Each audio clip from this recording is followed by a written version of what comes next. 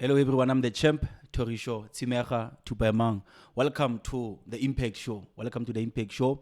This is episode number 2 on our podcast, The Impact Show. We want to thank you for staying with us. We want to thank you for tuning in. We want to thank you for believing in us. In this episode, I'm not alone. As I promised you in episode number 1, that different guests will be coming to come and share with us their expertise on different topics or different subjects. So in this episode, I'm not alone. We have a special guest. We will be dealing with church, religion, and Christians. Church, religion, and Christians. I will give our special guest an opportunity to introduce himself in a nutshell, and then we'll be going straight into it. Thank you so much. We are doing this. In our special space, I call you Mr Sipho, but I think it is proper that I give you the opportunity to introduce yourself to our viewers. So tell us who you are, where you come from, anything that you think it's relevant. Okay. For our viewers to know a bit about you. All right. Hi guys. Thank you very much. First of all, Tsimecha for having me on your show. My name is Sipho Sekonyane, hailing all the way from the wonderful country of Taung. Yeah, from the wonderful country of Taung. I am many things. Okay. Many things. I think primarily I am a person who loves people. I am a person who believes in the potential of people. I've done studies in theology, though I'm yet to complete them. I've done studies in arts, graphics, I've done studies in languages. I'm very passionate about languages. Okay. So all of these things come together in a pot, and for some odd reason they work together, because one is able then to reach into different spaces in the community and in life in general. So Sipho Sekonyane, from Taung, a person who loves learning. And thank you very much, man. It means a lot to be the very first guest on the podcast. So I'm looking forward to the conversation that we are going to be having. No, thank you, sir. Thank you so much. It was not easy to get you down here. A lot of the preparations and stuff. Thank you. Where in Taung? I come from a village called Lokaleng. In Taung, yes. Oh, okay. Lokaleng. Okay. Theology. Understand that you studied outside the country. Yeah. So initially, when the call came, I resisted it, as most of us do. The call you are meaning? Yeah, the call from God. What I believe was the call from God. Yes. So I did a stint in 2013 in our neighboring country of Zimbabwe. Yeah, there's a university there called Solusi University. Yeah, it's run by the Seventh-day Adventist Church, though it's open to everyone, obviously. Had challenges there, financial challenges. Came back home couple of years. Went into the Department of Education. Okay. So I've also taught for about 2 years. Okay. Yeah. So that laid a solid foundation for a lot of things. And then I think around 2017, got a chance again to go study. This time I went to the east of Africa. I went to Kenya. Yeah. Okay. There's a university there called Barberton University. Okay. So I also did my theological studies there. I completed a year formally. And then again, unfortunately, with life and its challenges, that's good. I had to pause. Okay. From there, I came back home, and then I got employed at a specific mine. I will not mention the name of the mine. Yes. But what I do currently is I teach working at heights now under the safety space. Yes, yes, And yes. that's where you and I met. Mate, actually, when I was in your classroom, When you were in my and class. you're teaching me how to work at height. For sure, for the first time, yeah. Yeah, that's And nice. you know, That's nice. so it's been an interesting journey moving from the theological space into now the workspace, which is safety, by the way, and then full circle coming back into again, you know, the theological space, because as you sit or as you are in class rather and you interact with people, you know, whatever is inside of you, it comes out. And people are like, but where now? There's something. Yeah. So, you know, all of these things have led full circle back into me rethinking again, but am I really done with theology? Am I really done with church and all of that? So, Oh, that's good. yeah, we landed back here, full circle, at least a bit wiser, a bit more mature than the first time. Yes, yes. And, you know, you move with intention. Yes, now. yes. No. It's no longer the same as before. No, thank you, sir. Thank you. When I met you in that class working at heights, you introduced a book to me titled "Who Moved My Cheese." I read that book that same day and I finished it. It was an interesting book. It was a very interesting book. Okay. No, thank you so much. I think we should go straight into it. Okay. I want us to talk on church, religion, and Christians. It's a hot potato. Yeah, it's a hot potato. I want us to break it down. Okay. I want us to start here. I want us to give us a list, if I can put it that way, of things which are teachings and beliefs which are holding Christians back. You know, there's this notion that Christians are only good for church or Christians are not progressive in terms of material possessions and finances and education and all those things. What do you think are some religious teachings which sounds good, true, but they are not, but these teachings they are and beliefs, they are holding Christians back in life in terms of competing in the marketplace with non-Christians, if I can put it that For way. clarity's sake, are we talking white Christians, black Christians, Christians in general? You know, when we say Christians, because you need to remember that we are standing at different sides of one coin. Yes. So you've got Christians in the white space or communities. You've got Christians in the black communities. Yes. So maybe let's define when we say Christians. Are we talking? Let's talk within black Christians, Black because Christians. black consciousness is one of the topics of this show. Yeah. So let's talk about black Christians in particular. Okay. Yes, sir. Sure. Where do we even start? I mean, there's a lot, Toriso, that we can talk about. For starters, I think the very concept of Jesus, the very concept of Christ itself, has been, what's the word? Adulterated. It's been contaminated. Yes. You understand? In a sense that when we talk Christ, the first thing that shows up in your mind, it's a white guy With long beard. with a long hair. beard, Okay. most likely blonde hair, Okay. blue eyes, you know.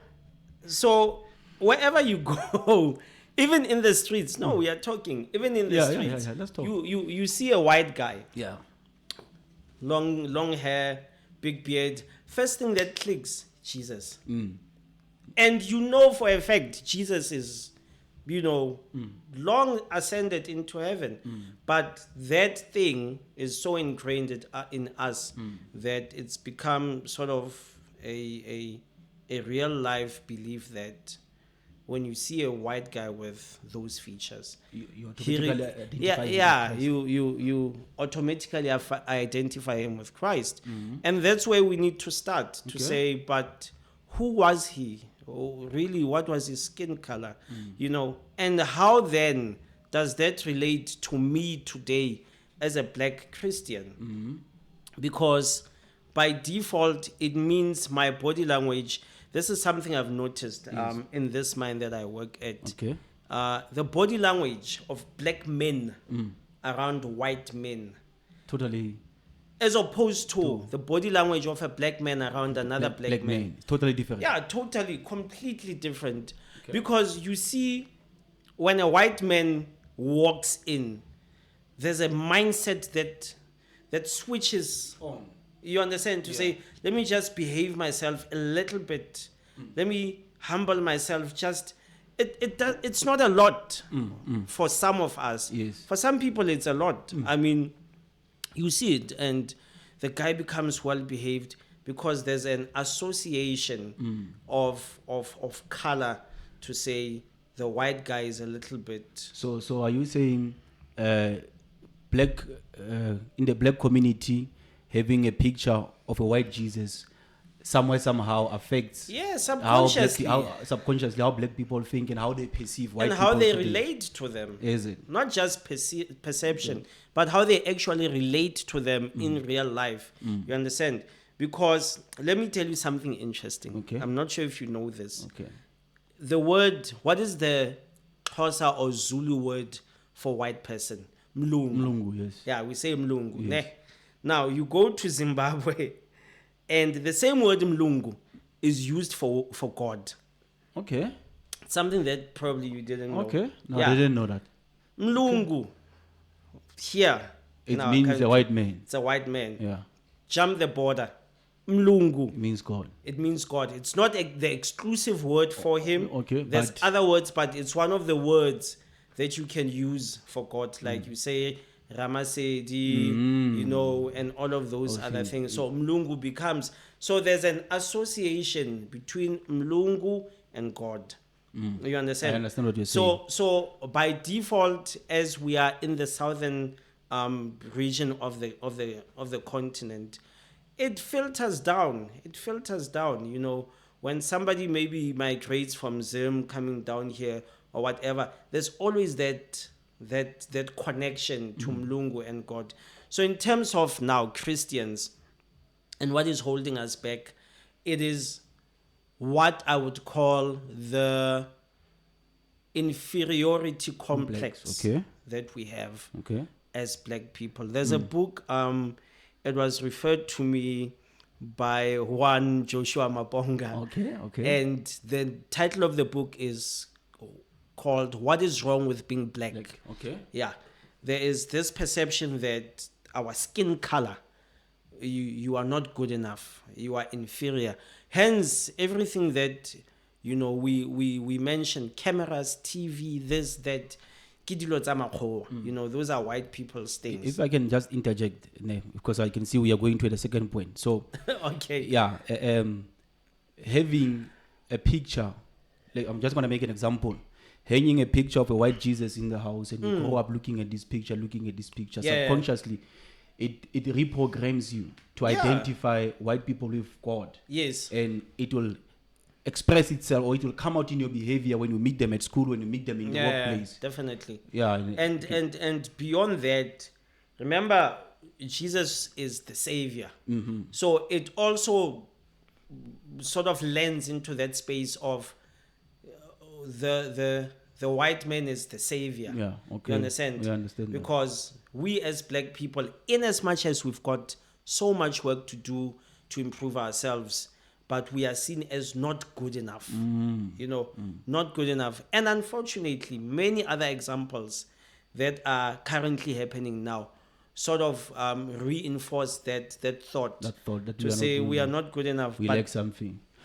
But that's not true. Anyway, yeah. Okay, coming to the inferiority complex part, I've seen it also in my workspace. I've worked for several companies. I've seen how when you stand up, and speak back, respectfully so, not fighting to a white person, people look at you bizarre, like, hey, what is this guy doing? Definitely. What do you think? What do you think is the solution to healing black people, in particular black Christians, who constantly maybe have a picture of the Lord in church who is white? Okay. How do you think we heal around that inferiority complex? I think the first thing and the most important thing is study. Okay. Study the word. Study the word. Study the word of God. Okay. Because it is in the word, the Bible itself, where you get not just clues but blatant, scenarios of black people excelling. Let me make an example. Okay. There is in the New Testament let's start here. The narrative is black people could not read, could not write, were not literate when the white man came to Africa. Yes. We were, as they call us, savages. Ne? And they taught us how to read and write. You will know this when the settlers came to settle. Yes. The 3 C's, your colonization, your Christianity, and the other one I forget. But in any case, we are taught that they taught us literacy. Yes. But go back to the New Testament, Toriso. Go back to, is it the Ethiopian eunuch? Yes, Ethiopian eunuch. Yeah. He was reading. He was reading. In the desert. Sure. Yes. We run over that piece of text. But think about it, the Ethiopian. And in the Bible, when it talks about Ethiopian, it talks about a black man. What was he doing? He was reading. He was literally, he was reading. But we were taught how to read by the white settlers. How is that a thing? When in the New Testament setting already. So if we study not only the Bible but history, we will discover that no, actually black people are not as they are defined. Honestly, yeah. We are not as they define us. They might have taught us their alphabet, A up to Z.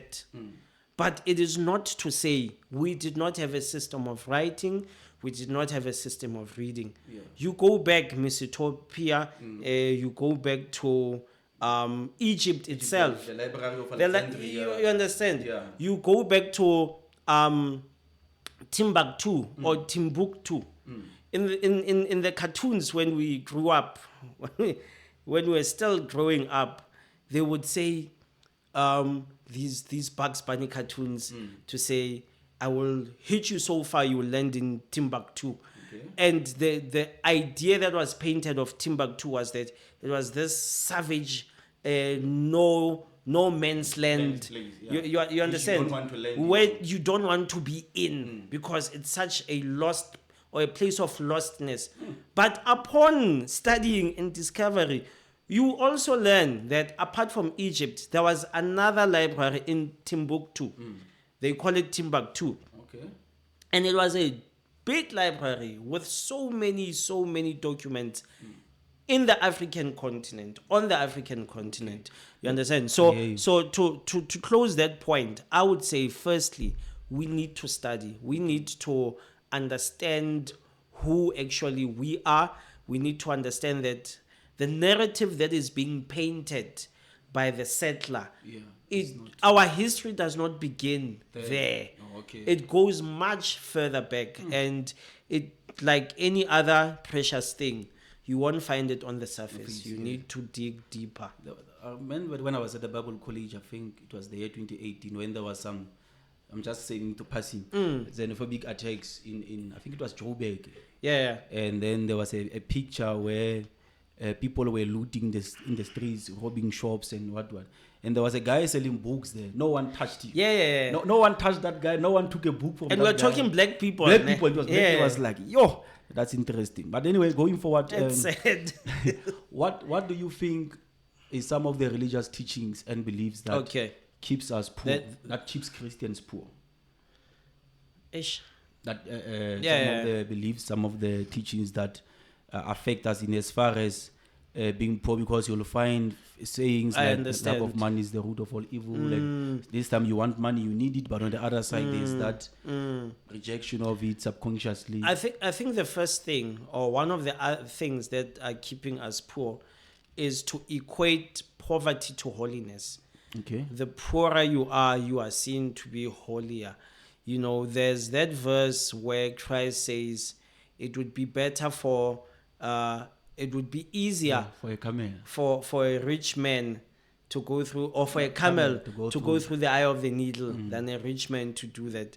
And there's a complete misinterpretation of that scripture, which will not go into on this specific episode. Okay. But we are taught, or at least we have been taught, that the more contrite and humble and poor you are, then the closer you are to God. I mean, it's absolute nonsense. I came upon a song, I think it's a Xhosa song, but I'll just interpret the word in English. That even though I wear rags, in heaven I'll be clothed with glory. Yeah. And then there's another song that says, I'd rather have Jesus than silver and gold. So do you think those songs, pushing me. those songs, those statements, are they programming us to have a poverty mentality and to not go all out? Because some they will say the more people get rich, the less they stay, the more they stay away from church. Yeah. Do you think such statements, such sayings also play a role? So such songs in keeping us Let poor? me tell you an interesting story about that song. Okay. I'd rather have Jesus than silver and gold. That song, it hit me when I was in school in Kenya. Okay. It was beamed up on the screen, and we were reading, and big words, Sure. and singing it. I'd rather have Jesus, and I said, no, but wait, I'm there. Yeah. I need silver and gold for my fees. To complete your fees. My studies. Complete your studies. You understand? And the song is saying no, just and I had an experience in Zimbabwe where I said one of I think it was the register at that time. He asked me, Chief, how are you going to pay for your studies? I said, I'm not sure, but I have faith. And this man said to me, blatant, outright, to say, give us the money first. We'll talk about faith later. Faith after. Give me the money first. So that connection of songs like that. Who wrote the song? Let's start there. Okay. In what position was this person in? That's interesting. Did he or she have silver and gold first? So we need to find out first, to say, but yeah, you singing this song, but where are you singing it from? Is the song also scripturally aligned? That's the thing. Most of these guys, when they sang this song or wrote these songs, they were on their farms. Big acres on their farms, looking, and their workers are working there. And, he says, no, but all of this, I've got it, but I try. I love Jesus and silver and gold. You understand? At night when he sleeps, silver and gold is still in his pocket. Now, to your point, my brother, how do we, or what are some of the teachings? It's a lot. It's a lot of things. It's that inferiority complex. It's what we consume as a people, as a nation, as a society. It's what we have normalized as well, to say, like you are saying, when somebody becomes rich, then it's difficult for him to go to church. Again, go back to the scripture. You will know Abraham was rich, Melchizedek was rich, Job was rich, so many other people that we can mention in the Bible, you understand? And they had the resources. Now, this is where the crux of the matter lies. Okay. You have been taught, or you and I have been taught, to say, you don't need money, you don't need this, you don't need that. Nah.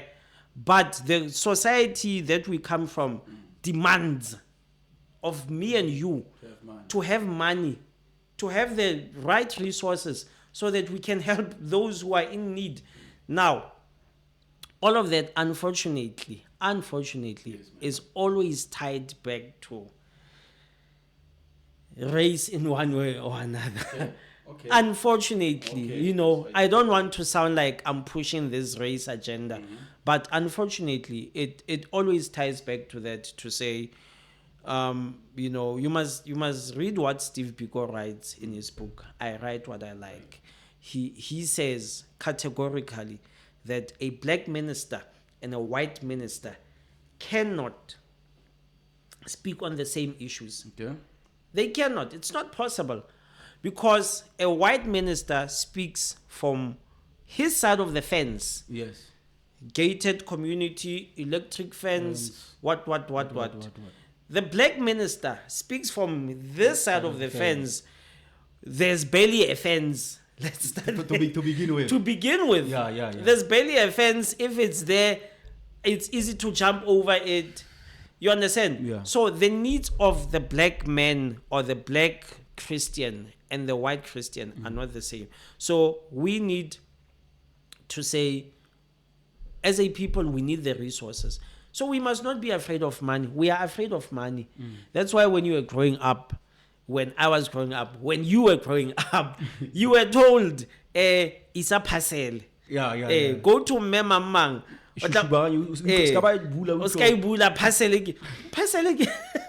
That's why today when we work, you earn so much, you work so hard, and then masentenyana, you understand? Yeah, those terminologies. That's the thing. So just to interject, Brasipo. So what you are saying is that as black ministers, myself included, because I'm a black minister, we need to have a way in which we interpret the Bible and present the gospel in a way that do away with this thinking that money is bad, money is evil. It is very important. And let our teachings and preachings reprogram our people's minds. And create that appetite to want to prosper and succeed without feeling bad. You understand? Without feeling that they are drifting away from God. That's what I you're mean. saying. That's what it is. Who did God create the resources for? Is it exclusively for one group of people? No, it's for all people. That's the thing. So we are not saying the white person should not have resources. It's fine. He can have resources. But it is not to say, it becomes wrong when he has all the resources and we don't. Okay. You understand? I want us to move forward. I think we have exhausted that one. Okay. From the place of politics, education, marriage, sickness and disease or health. You'll just see which one you pick up. Politics, sickness and disease, marriage and education. Because there's a notion that Christians are only good for church. They will shout, I receive the whole day, but they don't want to study. They will rather pray rather than study and expect God to help them to pass. Or politics is a thing of the world. They should not get involved. It's a dirty space to be in. Yeah. You understand? Yeah. So, or God is the one who brings sickness and disease. He's angry at you. He's striking you. He's mad at you. So God gave, now God has taken those teachings and those beliefs. Yeah. Maybe in either of those or all of them, what do we have to say before we maybe proceed to the next subtopic? Let's look at politics. I would again send you back to Steve Biko. Biko says in his book, I Write What I Like.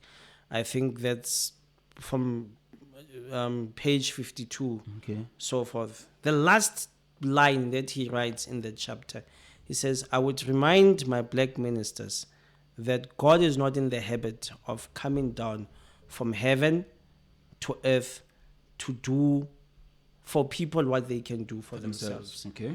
So it says, we as Christians, maybe before I proceed, a professor of mine said something. He said, politics are too important for Christians to be absent in politics. Okay. So there has to be a voice of morality. In politics. In politics, we as Christians have the moral obligation to be the compass. Because you can tell now in the country, without real Christians, without, Christian values, what is happening? You can see. Excuse me, but if we had Christians who were the voice of reason, as Christianity was loud back in the liberation struggle, then we would be having a different conversation. So in terms of politics, the Bible, again, go back, Daniel was a statesman, and he was deeply involved in politics. Your Ezra's, all of those guys, you understand? Yeah. They were involved in politics, but they had a moral compass that was guiding them. So to say Christians cannot be part of politics. It is to literally, drop what you should be holding, what you should be keeping together to say, but whoa, here ekare walatlhega, come back. So what you are saying in essence that instead of just praying for the government, because the Bible wants us to pray for our political leaders and stuff, Yes. we can contribute more than prayer. Yeah. In terms of getting involved in the laws, the legislatures, and Because and we've got setup the of capacity.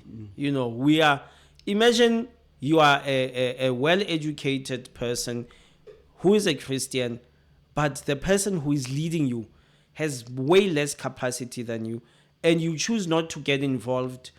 You don't even give advice where necessary. You look at the US, the surgeon Ben Carson. Ben Carson is a big Christian, but he was involved in the political space. But Sipho, let's bring it down. Sure. For an ordinary guy, Sure. let's say I want to get involved. I want to contribute something from the Christian perspective into politics. How do I go about that without overcoming the stigma? Because the moment you step in, it will be like you are corrupt or you have lost it. You understand? How does an average Christian integrate himself into politics and still continue being viewed as authentic and as an inspiration for others to follow, not as someone who should be given a left foot? Because the main mandate of the church is to preach the gospel and heaven and everything, the coming of the Lord. Definitely. But definitely we have to influence different aspects of the societies. How does one move into that space and retain his authenticity in terms of not being corrupted or becoming dirty and becoming an inspiration to draw others in, instead of being seen as someone who is lost, who is now deviated from the mandate of God and so on and so forth? Because I can tell you, even you, if you have to step into that space now, my guy, there are many people who respect you, who will lose that respect for you, who will stop following you, who will start criticizing you. How do we cure that mindset of seeing someone who goes into the political space as a Christian, as a sellout, or as someone who has lost it, or who's just eventually destined to backslide and forget about Christ? I think it depends which position you occupy as well. Because remember, Christ says we must be as humble as doves, but as wise as serpents. So it would be pointless for me, an ordinary black Christian, to want to be in the political space and occupy a place where I have no influence. Okay. Then what would be the point? So much as it's not an easy thing and it's easier said than done, but I think we need to be strategic in how or where we are going to occupy. You understand? Okay. Yeah, occupy a place where your voice will be one that is audible enough to say. But before we close, Toriso, do you have anything to say? Yeah. You understand? I understand. Then you can speak what you speak. I think the important element here to remember, the Christian way is you must brighten the corner where you are. Oh, yes. That little space that you being occupy. the salt, being the light. Exactly. Yeah. You cannot cover in one lifetime the entire world, the entire country. But the little corner that you occupy, that is where you can have influence at. You understand? And God willing, then you can maybe move through the ranks and the stages. I wanted to come to that one, sorry. The ranks and the stages, because now that would be the first option to step into well-established political parties, which might be difficult to navigate. Do you think the church I'm talking ministries, denominations, churches which proclaim Jesus Christ, do you think there is that room where they can come together as Christians and form a formidable political party which will agitate and stand for the principles of the Bible? Because it will be safe, assumably it will be safe for them not to sell out, for them not to be corrupt, for them not to be dirty, and push this thing as a collective and say we are what political party, we are coming together as Christians all over, and then this is what, instead of joining the ones that are existing, you understand, in order for us to have a clear voice, for us to demonstrate to others that we are quite capable as Christians. We are not only good for church, we can go into a political space and do that. Do you think it's possible? The unit will be there, the leadership. Can something like that happen? And if it can, what do you think will play a major role in that project becoming a success? As things stand currently, honestly, I don't think so. To be fair and honest, no. Let's be honest. In the current, Why do you think it's not gonna be possible? Why do you think? Because there's a need for that. There is a big need. Yeah. Why do you think it's not gonna? I mean, look, man. People we have become hungry. We've become ambitious, and not in a good way. Okay. We have become ambitious to enrich oneself. Okay. So including Christians. Actually, we're talking about Christians. We're talking about Christians. They have become. You understand. We have become these people who are so power hungry, who are so ambitious for money. To an extent that you look at the churches today, how church is outside of the political space. I know of people. I know of people who have gone to sangomas to become elders in the church. And that position does not pay you. It is only you and your ego. There is a need, like you said. But with the current stock of people that we have, I'm sorry, no. Yeah, sorry, my guy. I would be lying. Shem, I would be lying if I said it's possible. I think, again, it comes back to also what is the mandate for Christians? Because it gets very easy to contaminate or to dilute or to mix as you're moving from one space into the other. So it is important that Christians or the Christian voice be audible. Be very audible. Yes. But as well to remember that the mandate is bigger than. So it's a very thin line, and it's a very tricky line to walk, because the one side, like you're saying, we want good governance, we want security, we want good roads and. But at the same time, we don't want to be standing there as a Christian collective, and we are pushing more of a political mandate. You understand?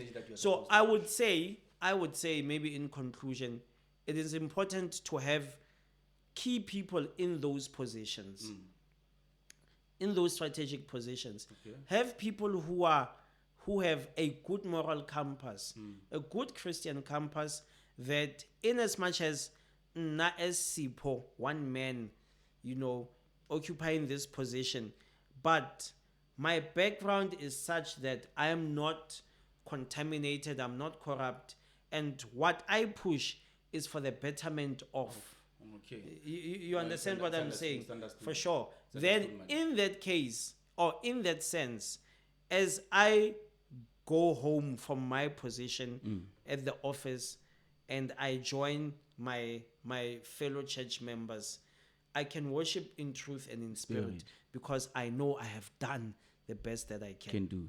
No, my guy, I hear you very well. Thank you so much. I want us to go into another point. Okay. Maybe we should bring it home a little bit, where we talk about church now. Yeah.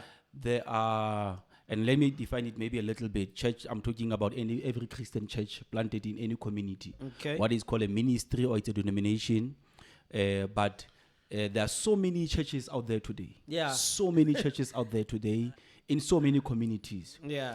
But in my view, the impact is not enough.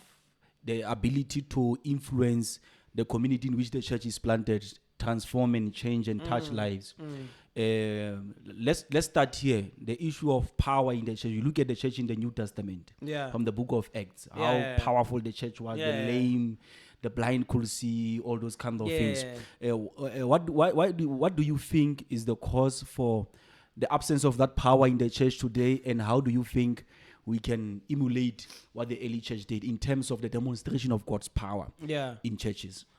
I think maybe we can make two examples of that. Yeah.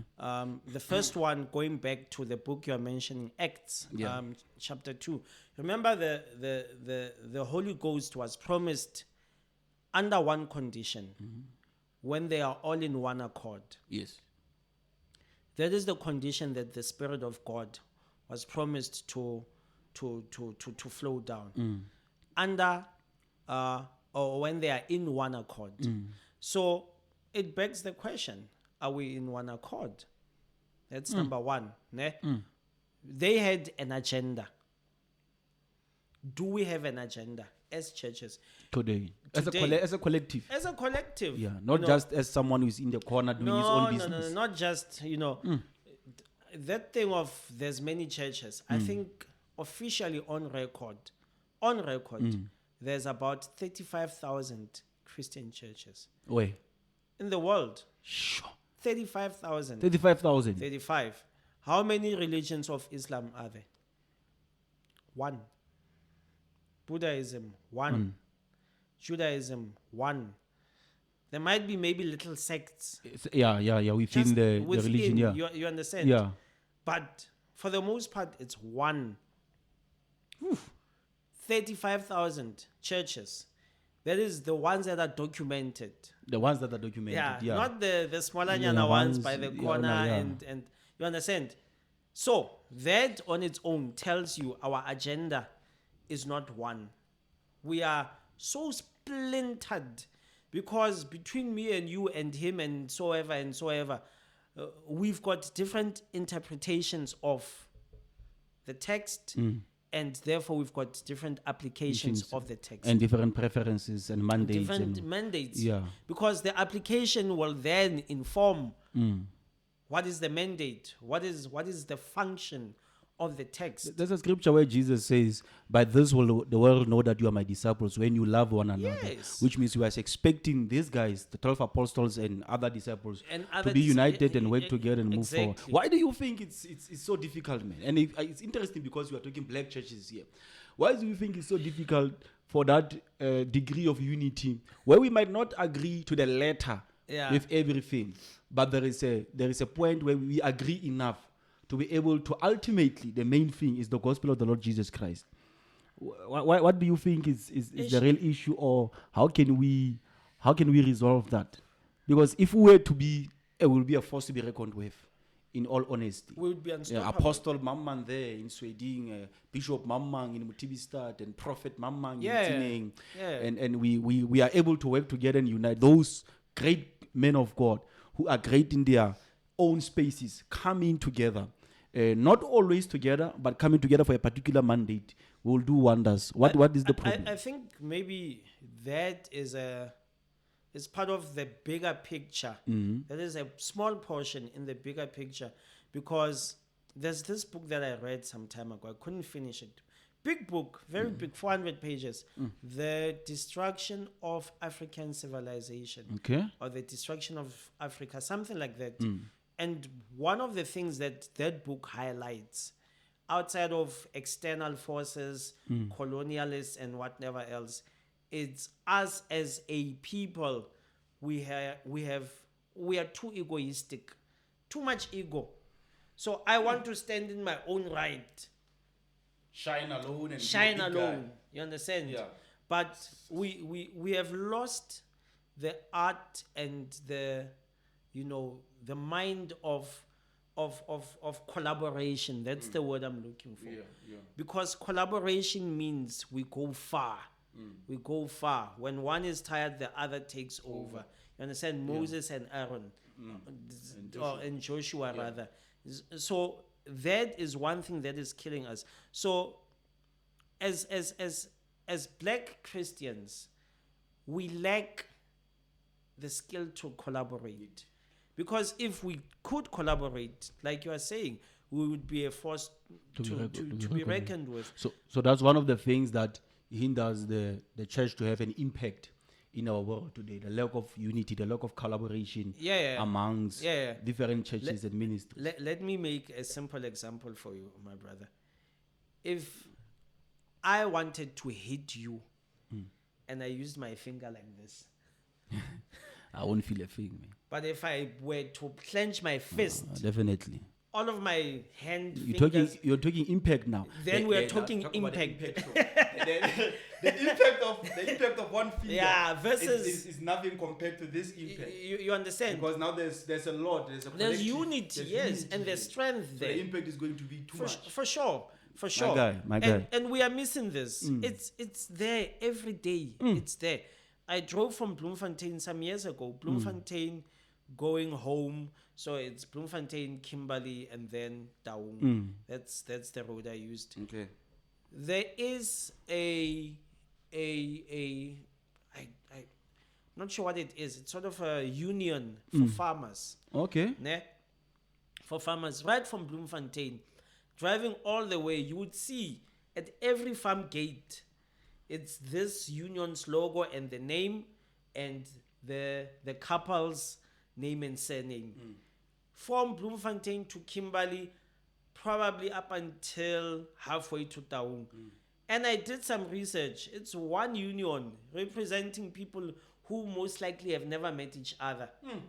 But they all belong in one union. And they are solid. There's solidarity there. You see? So the challenge with us as black Christians and why we cannot move forward, it's because we fail to be united. Because of our egos, because... Do you think leadership contribute to that?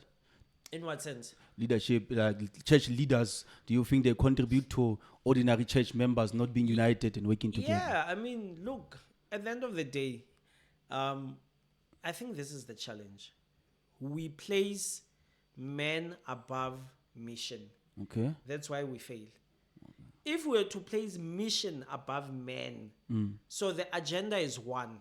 Okay. Doesn't matter who drives it. This person will drive it for a little bit, and then we switch. Next person, same agenda. What we have done is done the opposite. Yeah. We have taken the person above the agenda or above the mission. So the person is the one who shines the most. Yeah, he's the big guy. He's the big guy. He's the center of You everything. understand? So when those pastors meet together or those leaders meet together, all of them meet there and there's a clash of egos. It's not about who is capable, and as far as this matter is concerned, can able to stay this thing forward. You understand? Yeah. Because we have not clearly defined what our mission is, what our agenda is. We have not clearly defined it. And therefore, it makes it easy for me to forget, to say, Toriso, No, you can't tell me nothing. Yeah, you understand? I can't, I won't listen to you. Who are you to come? Who are you to come? You understand? So that's where the challenge is, my brother. Okay. For us to become a formidable force, we need an agenda. We need to place the agenda above. Look at China, Torizo. China, from being the poorest in the 70s of the poor to being a world superpower. Because there's an agenda. You look at all these Asian countries, Malaysia, you look at Vietnam, you look at Thailand, you look at all of these places. They were poor, very poor, because of colonialism and all of that. Yeah. But their agenda was one, and they pushed it to such a point where everything, China talks. And once it talks, we all listen. Let's talk about the relevance of the church. There is and a relevance. I'm talking in social issues, because here is a church. It has, let's say, it's 100 members. Yeah. And then the view or the feeling is that you cannot just cater to people on a Sunday. You come with clap hands, the pastor preaches, and go home. Yeah, there are students here. Yeah. Some they need fees, some they need just a motivation to pass. There are people who are unemployed. Yeah, of course the church cannot do everything. Yeah, you understand? definitely. There are business people here. Definitely. There are married people here. There are single parents here. How relevant is the church today in terms of addressing social issues of people, and how do you think the church can do better in that department without losing the primary mandate? Because sometimes we'll end up now mandating church to champion education, whereas that's not the core heartbeat or the mission of the church. But how can the church today assist its members with regard to social issues without losing its main purpose? Make it a point that people see value in the church, not only from the spiritual perspective, but from other issues that they are facing in their private lives. You go back to the word. Before Christ would tell someone, go and sin no more, what would he do? He would heal first. Okay. He would either heal the blindness or the deafness or feed the stomach. You understand? He addresses first the physical. Okay. Then once the physical has been addressed, then he addresses the spiritual. So that is the Jesus method. You go back to that. That's the template. Today, the church, I would say, needs to capacitate itself. Like you are saying, church cannot be useful only on one day. Sunday. Of the week. It occupies one, it occupies the community, but it's open for one day. No. Go back, study again. What was the temple like? There was always Trading and movement in the temple. Yeah. You understand? Yeah. In the temple, because it was the center of the community. Yeah. It was the center. This whole thing is because we don't have one agenda. But anyway, I would say how the church can, help improve lives is to look at their resources. God asks Moses, what do you have in your hand? And he says, I only have a staff. He says, that is enough. That is enough. I will use that through you to deliver the children of Israel. Yes. By the way, I need to say this. It is imperative that black ministers study the book of Exodus. Okay. The book of Exodus, extremely important for the liberation of the mind Of black people. Including black Christians, for that matter. Yeah, definitely. For the liberation of the mind. So what we need to do as a church today is look at the resources. What do I have that I can offer? That can assist. There's churches that have land, vast amount of land. Even if it's not vast, small space. But within that space, you can have a small anyana garden there, for the lady or for the gentleman who doesn't work. So do you think the church is capable of creating jobs? Yes. The church. Yeah. Very capable. More than capable of creating jobs. Because that's where you start. Look, we need to do a little bit of research, not even a lot. There's a method that I've seen Europeans use. They take tires, just an old tire. Okay.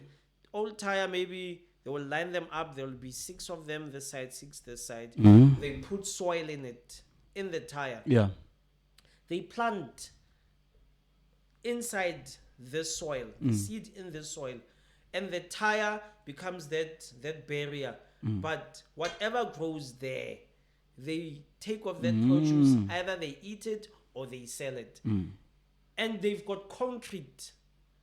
But because now the tire is sort of a foundation, you get what I'm saying? Yeah, I get what you're saying. Now, we have land. Why can we not have a garden at church?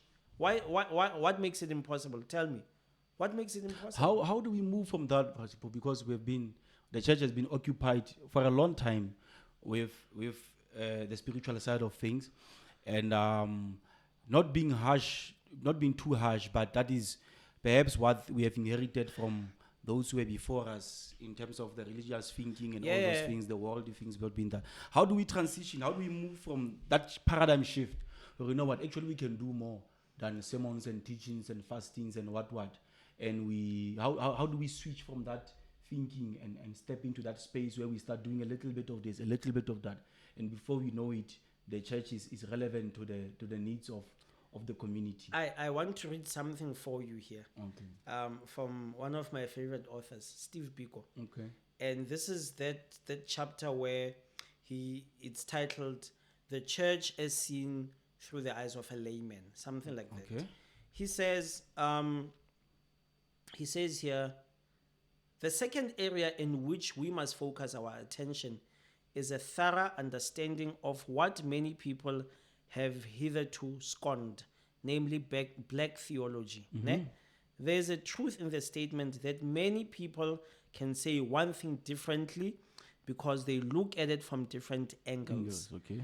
Christians can never hope to remain abstract and removed from the people's environmental problems. In order to be applicable to people, it must have meaning for them in their given situation. This is Biko speaking. And how long ago is this? If they are an oppressed people, it must have something to say about their oppression. Now, the last piece I will read here. It says, black theology, therefore, is a situational interpretation of Christianity. I will read that again. Black theology is a situational interpretation of Christianity. It seeks to relate the present day black man to God within the given context of his suffering, or of the black man's suffering and his attempts to get out of it. So this guy was expecting a lot from the church. Yes. He was a thinker. He was a thinker. And the church, he knows, or he knew the amount of potential that the church had, still has. Dr. Uma Johnson. Yes, sir. Dr. Uma Johnson says, Big man. Yeah, after the death of Dr. Martin Luther King, Yeah. the church reinvented itself. It was no longer on the forefront of the struggle, but rather it became an ally to the government, and it started being funded by the government. The revolutionary voice kind of subsided in the church and went down. And today, there is no radicalism in the church in terms of pushing for the liberation of people. Do you agree with that? I 110% agree that the church lost its revolutionary voice.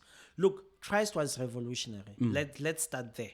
There's people who miss that point, that when Christ came, look at how the Pharisees treated him. Look at how the Sanhedrin treated him. The Sadducees, The high priests, you understand? the scribes, the scholars. Look at how they treated him. He was not the typical run-of-the-mill, everyday, member who subscribed to what they were subscribing to.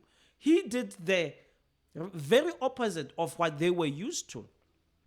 Luke 15, they complain, they say, this man eats and sits, sits and eats with sinners. Yes. And they were gossiping and talking, because what he was doing was not in the norm, and that was revolutionary. Now, the church has failed, or is failing, on a constant basis, for the most part, to be revolutionary. We want to, to appease the powers that be. What message or what advice will you give to any person who resonates with what you are saying now, who resonate with the message that something more can be done in terms of the church also being on the forefront of revolution or the liberation of black people, and maybe they are scared to step out, or maybe they are tied by church duties and commitments. They are afraid of being kicked out, viewed bad, and all those kind of, because eventually when you are revolutionary, my guy, you're going to face a lot of criticism. So if there is anyone somewhere who has been thinking the same thing, praying along the same thing, and feel the need or the calling to step out and do something in that space, what will you say to that particular individual?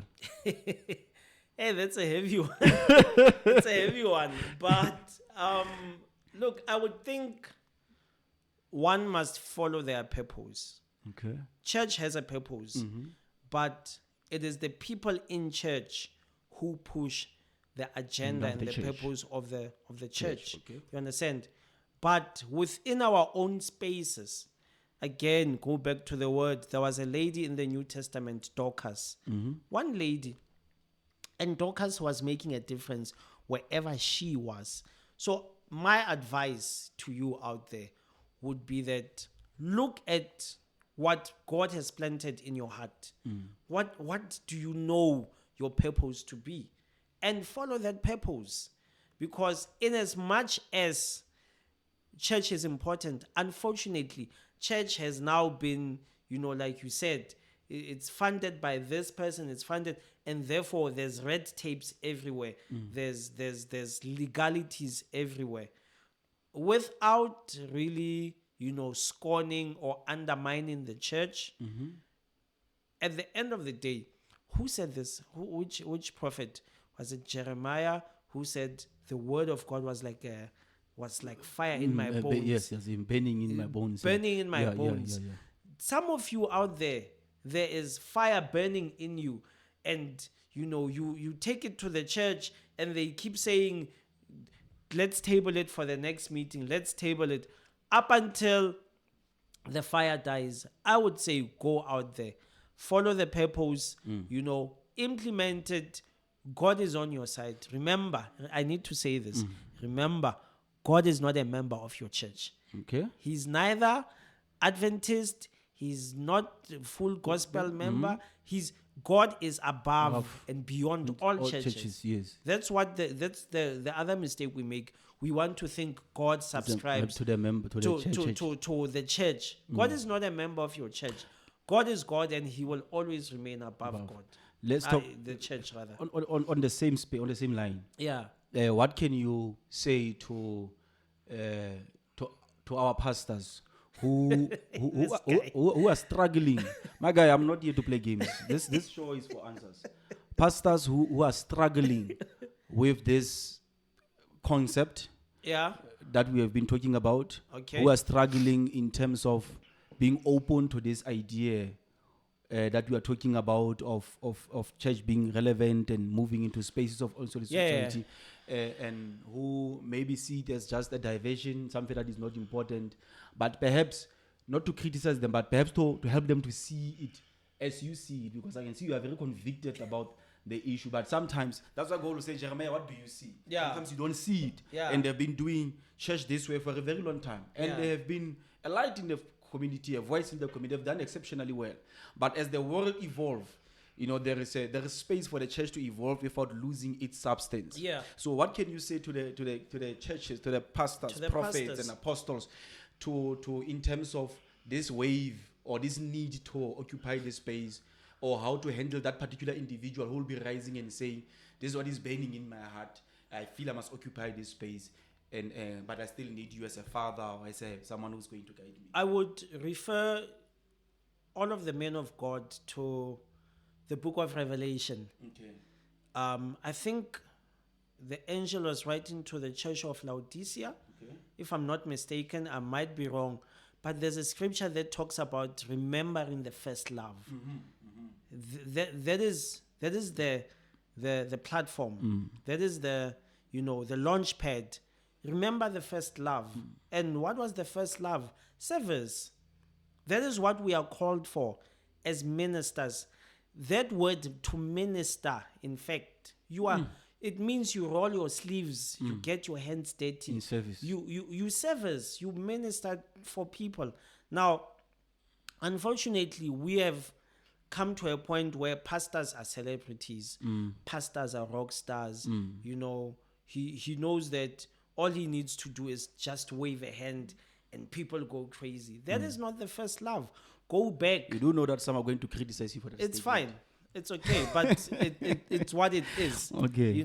They are welcome to come to the platform, I would believe. Oh, yes. And they can table their views as well. But the first love, go back to the first love. Then, secondly, be strategic. Here's the thing. Is it Robert Kiyosaki, the guy who wrote Rich Dad Poor Dad? It's him. There's another book he wrote about, obviously using the American system, an A student working for a C student. Woo! Yeah, I think I remember something like that. Yes. The A student works for the C student because the C student has surrounded himself with all the A students. For the record, the A student means a top achiever in school. Please and top thank top you. marks. Yeah. Top marks. And the C student is just an average guy average. who was barely getting Yeah. into an Exactly. But now this top achiever in The school roles are is reversed. working for this guy who was just barely getting by in school. That's the thing. Okay. So pastors need to adopt that mentality. Because one, you are human. You make mistakes. You forget. You will not have all the solutions. That is not possible. That is not possible. So surround yourself with all the relevant people. Look at Nebuchadnezzar. Nebuchadnezzar, king of Babylon, greatest empire in the world. You know, there's no empire that will ever surpass that one.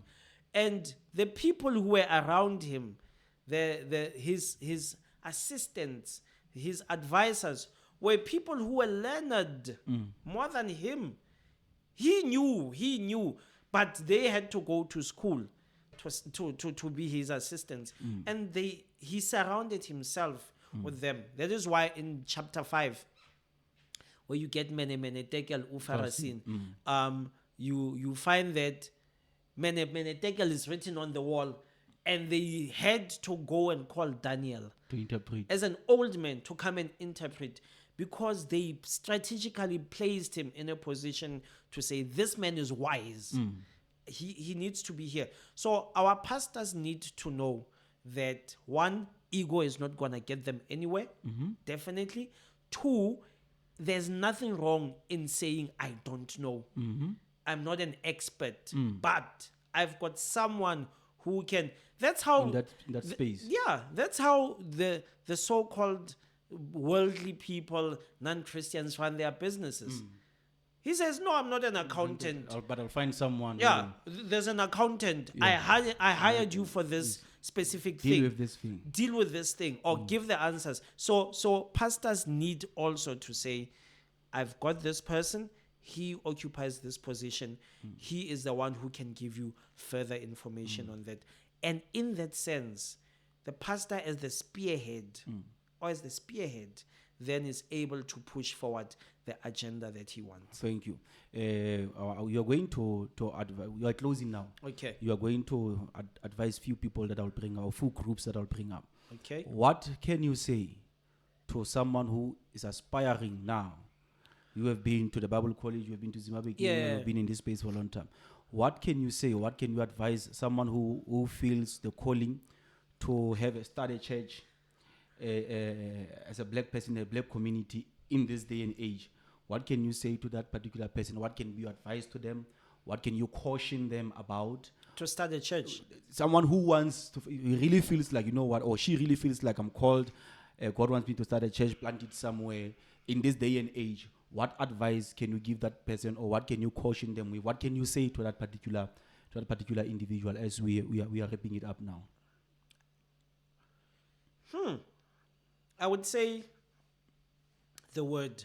Base yourself in the word. Okay. Stay rooted in the word, because it is the word. The word itself in Psalms says, the words of the Lord are precious. They revive the soul. They are more precious than gold. So it is in studying the word, number one, that you will hear what God needs to say. The reason I'm saying this, I was taught this lesson by a pastor of mine quite some time ago.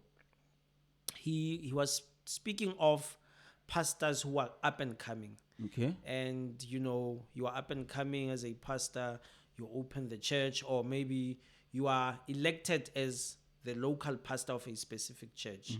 Now, what would happen is, I would see, but the pastor, your t-shirt is a bit old, man. Yeah. Pastor, here's a t-shirt. Okay. Next time, pastor, your watch or your phone, the screen is cracked. Let me. You understand? Yeah. And it escalates to a point where now the person can even buy you a car. Say, pastor, your car is tired. Here. You understand? That person that pastor has put himself in a position, my brother, where the voice of God is much softer than the voice of the sponsor. Now, the person who has sponsored Sponsoring him, begins to take over more and more space. and that's the word, that's the voice in the ear of the pastor. So the pastor knows what is right, but becomes compromised. he has become compromised. So you base yourself in the word so that you can hear, firstly, the word of God. You want to open a church not to enrich yourself, not to boost your ego, but for the purpose of service. That first love that we spoke about, that is the driving force, that is the engine of every pastor, man, female, or whatever. That is the engine, that is the driving force. So remember the first love, study the word, and have integrity. In as much as we are human, we make mistakes. Have integrity as much as possible. Very important to say, in your own private space, this is who I am. Is what I stand Regardless. The last thing, if it's the last thing, but the other thing I need to say in this regard, very critically important, it is who you have attached yourself to. Let me put it plainly. The person that you are married to, or that you intend to marry, that person is the one who will either see your vision to fruition or to distraction. Okay. That person is critically important. So it is important for any man of God, woman of God, to make sure that their partner, their husband or their wife, let me be clear about that. So that we don't have, when you say partner, what are you saying? Either your husband or your wife is one who will see the vision with you, or at least support the vision. They might not see it with you, but they will support it and they will push you, because that is the one person who you sleep next to, who can, like I said, destroy or build up this vision of yours. So, lastly, I would say, love people. As a pastor, your business is people. You must love people. When a doctor makes a mistake, Toriso, when a doctor makes a mistake, they lose a patient. When a policeman makes a mistake, there's a criminal that goes on the loose. When a soccer player makes a mistake, the team loses. But when a pastor makes a mistake, it is souls that are lost. A soul is lost when a pastor makes a mistake. So it is important that pastors love people. More than anything, cherish and love people, because that is what God has called you for. Thank you so much, sir. I think we thank you so much. No, thank you so much. You have said a mouthful. I just want us to close it now. Okay. I want us to close it now. Okay. But in closing, maybe I should refrain from asking questions. Just give you an opportunity to say whatever you want to say. Just cough it out as we wrap it up, whether it's related to church, religion, or Christians, or anything that you think it will be relevant, whether it's an advice, whether it's some criticism, or anything that you think is relevant. I think the first thing that we need to start with is you, Toriso, the position you have taken. This is a very open space that I don't think many people, if anyone, has covered it. Okay. So first of all, thank you for creating such a platform. Thank you, sir. It's very important. Yeah. Secondly, I would say we just need to come together as a people. Yeah.